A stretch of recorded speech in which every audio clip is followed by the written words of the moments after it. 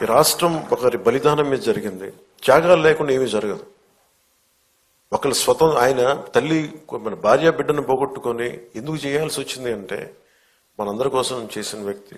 తనను దాటి ఆలోచించేవాడు. తన కుటుంబం కాదు, ఇది నా కుటుంబం అని జగమంతా తన కుటుంబం అనుకున్న మహానుభావుడే. తనను దాటి ఆలోచిస్తేనే మహానాయకుడు అవుతాడు. తన కుటుంబాన్ని దాటి, తన పరిసరాల్ని దాటి, తనది అని దాటి వచ్చినవాడే మహానాయకుడు అవుతాడు. అలాగే ఈరోజు మనకి ఆయన స్ఫూర్తిని మాకు క్యాబినెట్లో వివరించి చెప్పి మమ్మల్ని అందరినీ ఉత్తేజపరిచి ఆయన చేసిన త్యాగాల్ని మాకొకసారి మరోమారు గుర్తు చేసి మా అందరికీ ఒక బాధ్యతని గుర్తు చేసి మాకు ఆయన ఆత్మార్పణ దినాన్ని చాలా బలంగా జరుపుకోవాలి, మనం కృతజ్ఞతలు అయి ఉండాలి, దానికి మనం బద్దులై ఉండాలని చెప్పి 10 సార్లు ఉత్తేజపూరితంగా చెప్పిన శ్రీ నారా చంద్రబాబు నాయుడు గారి మనస్ఫూర్తిగా వారికి నా కృతజ్ఞతలు, నా అభినందనలు తెలియజేస్తున్నాను. ఎందుకంటే కంటిన్యూటీ ఆఫ్ మెమరీ లేకపోతే ఏమైపోతుందంటే తల్లిదండ్రులు కూడా మర్చిపోతాము. అలాంటిది ఈరోజు ఎందుకు జరుపుకోవాలంటే ప్రతిరోజు మనం గుర్తు పెట్టుకోవాలి.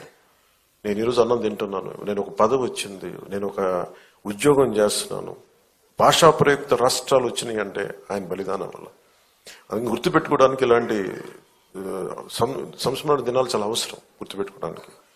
అలాగే ఆయన చేసిన త్యాగాన్ని మరింత ఇనుముడింప చెయ్యాలి అంటే ఇందాక పార్థసారథి గారు చెప్పినట్టుగా, గౌరవ మంత్రి పార్థసారథి గారు చెప్పినట్టుగా, గౌరవ ముఖ్యమంత్రి శ్రీ నారా చంద్రబాబు నాయుడు గారి నాయకత్వంలో విజన్ 2047 ఆవిష్కరించారు పుస్తకాన్ని. ఎలా ఉండాలి విజన్ అనేది. ఆయన ఒక పుట్టి శ్రీరాములు గారు ఒక కలగన్నారు, ఆంధ్రులకి ఒక ప్రత్యేక రాష్ట్రం కావాలని. నందమూరి తారక రామారావు గారు తెలుగు ప్రజలను ఎప్పుడు కూడా మద్రాసులు అంటే నేను తెలుగు వాడినని సగర్వంగా చెప్పి, తెలుగువాడు కాలర్ ఎగరేసుకున్న తెలంగాణలో ఉన్న ఎక్కడున్నా సరే మాకంటూ ఒక ఉనికి ఉందని ఆత్మగౌరవాన్ని చాటి చెప్పిన మహానుభావులు శ్రీ ఎన్టీ రామారావు గారు. అలాగే చంద్రబాబు నాయుడు గారు మొన్న చెప్పాను, ఒక పార్టీని నడుపుతూ ఎంత కష్టమో నేను చెప్తా ఉన్నాను. ఆయన మనుగడ సభలో చెప్పాను, చాలా కష్టం ఒక పార్టీని నడపడం. ఒక 5 కోట్ల మంది, ఇన్ని కోట్ల మంది ప్రజల తాలూకు జీవితాన్ని నిర్దేశించే పాలసీలు తీసుకురావడం చాలా కష్టం, కంకణబద్దులై ముందుకు తీసుకెళ్ళడం కష్టం. అలాంటిది 2047కి ఎలా ఉండాలి రాష్ట్రం, అదొక డాక్యుమెంట్, అది ఒక దిశానిర్దేశం చేస్తుంది.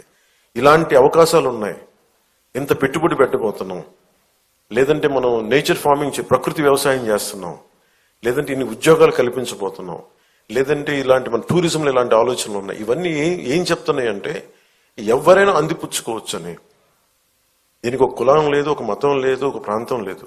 ఏ జిల్లాలైనా సరే, మనకున్న 26 జిల్లాల్లో కూడా కులానికి, మతానికి, ప్రాంతం లేకుండా ఎవరి సమర్థత ప్రతినిధి మీరు పెంపొందించుకుంటే ఈ అభివృద్ధిలో భాగస్వామ్యం కావచ్చని చెప్పేది డాక్యుమెంట్. అది దానికి ఎవరు విమర్శిస్తున్నారని ఎవరన్నా నాకు అనుకుంటే ఇలాగే విమర్శించారు ఆయన. 1990లో కూడా విజన్ 2020 ఏంటి అర్థం లేదన్నది అందరికీ కనిపిస్తే వాళ్ళు మహానాయకులు ఎందుకు అవుతారు.